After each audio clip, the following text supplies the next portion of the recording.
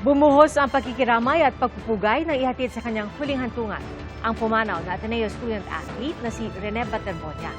Sa Biyernes, inaasahang magsasampa ng reklamo ang CIDG laban sa mga sangkot sa trahedya.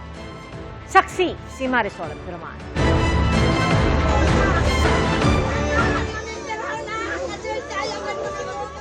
Sa huling sulyap sa batang atleta na puno ng pangarap, bumuhos ang emosyon habang inihahatid si Rene Baterbonia sa kanyang huling hantungan sa Talocogon Memorial Park sa Agusan del Sur.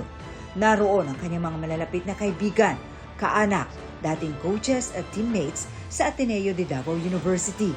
Pagdaan ng funeral convoy, naghihintay ang mga nakikiramay na may bitbit ng mga karatulang humihingi ng hustisya.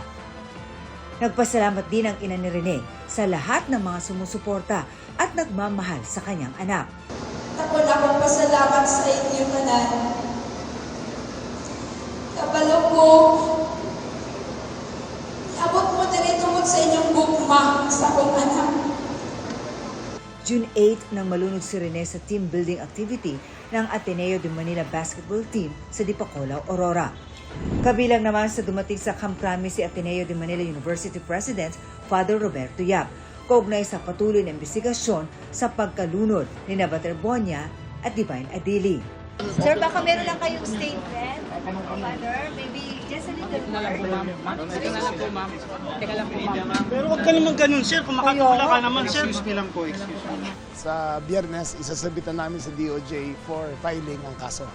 Hintayin nyo na lang sa Biyernes ang aming huling pagsuri at makikita natin kung ipapaliwanag namin sa inyo kung anong nakita namin sa investigation na to.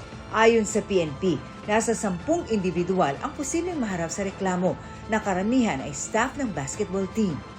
More or less about 11 or 10. We commit that it will be referred within this week. Bukas ipinatawag ng CIDG si Smart Chairman, President and CEO Manny Pangilinan. Base sa mga impormasyong nakalap ng CIDG, ang Smart Communications daw ang nangangasiwa sa basketball program ng Ateneo.